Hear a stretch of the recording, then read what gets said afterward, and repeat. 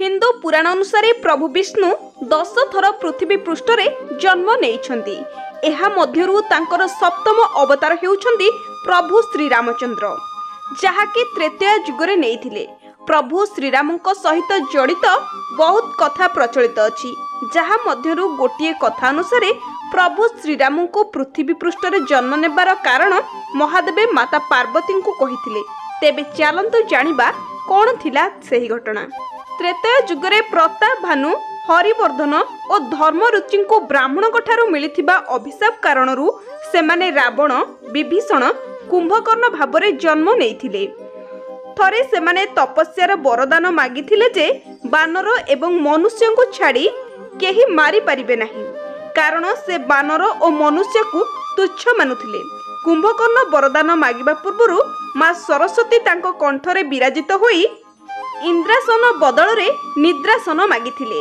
विभीषण प्रभुंको चरण रे सर्वदा अन्यान्य एवं निस्वार्थ परर प्रेम अभिलाष करिथिले।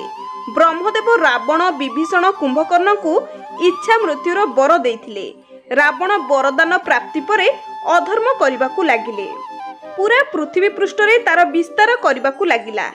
लोकंको उपरे अत्याचार करिबाकू लागिले। एहा देखि भगवान शिव कहिले, जेतबेले पृथ्वी पृष्ठ रे अधर्मर संख्या बढ़ी जाए तेबे भगवान विष्णु जन्म नियंती एवं दानवर नाश करी धर्मर रक्षा करंती। एथिपाई भगवान विष्णु अधर्मर विनाश पाई प्रभु श्रीरामଙ୍କ अवतार नहीं पृथ्वी पृष्ठ रे जन्म नेइथिले। तेबे चलंतु जानिबा प्रभु श्रीरामଙ୍କ जन्म किपरि होइथिला। अयोध्या नगरीर राजा दशरथ और रानी कौशल्याଙ୍କ एक पुत्री थिले, जहांको नाम थिला शांता। सेमाने शांतांको अंग देशर राजा प्रभुपदंकु पोष्य कन्या रूप रे प्रदान करिथिले। आउ जेतबेले से विवाह योग्य होई गला, राजा तांको ऋषि शृंगଙ୍କ सह विवाह करिथिले। किंतु शांतांको पोष्य कन्या रूपे देला परे राजा दशरथंको बहुत वर्ष जाए कौनसी संतान होई नथिला। सेथिपाई पुत्र प्राप्ति करिबा पाई पुत्र कनिष्ठ यज्ञर आयोजन करिथिले।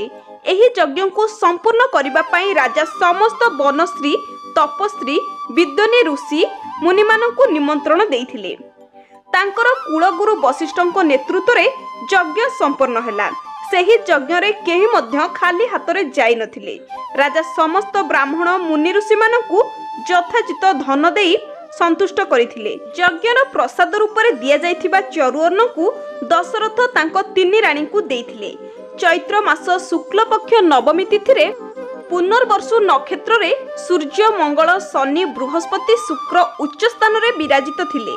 कर्कट लग्न रे उदय हेबा परे रानी कौशल्याଙ୍କ गोटिए पुत्र संतान जन्म नेइथिले। सेही बालकर नील रंग समस्तଙ୍କୁ आकर्षित करिथिला। से मध्य सेही शिशु को देखुथिले, तांकर नजर हटेई पारनथिले। तांकर कहिबा अनुसार रानी सुमित्राଙ୍କ प्रसाद चढ़ेई उड़ेई नेइथिले। कैकेयी और कौशल्याଙ୍କର भागरु किछि चरु देइथिले। सेथिपाई दुईटी पुत्र होइथिला सुमित्राଙ୍କର। कैकेयी मध्य गोटिए तेजस्वी पुत्र जन्म देइथिले। 4 पुत्र जन्म खुशी रे अयोध्या रे उत्सव मनागला। समस्त देवता निजर पुष्पक विमान रे बसी पुष्पर वर्षा करबाकू लागिले। पुत्रଙ୍କ नामकरण करबा पई महर्षि वशिष्ठଙ୍କୁ आमंत्रित करागला।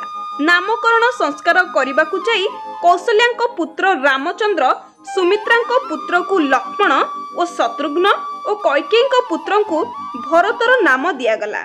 आगको जाई मर्यादा पुरुष श्री रामचंद्र निजर स्वभाव और निपुण निद्रुत गुण कारणरू प्रजा मध्यरे लोकप्रिय होईगले।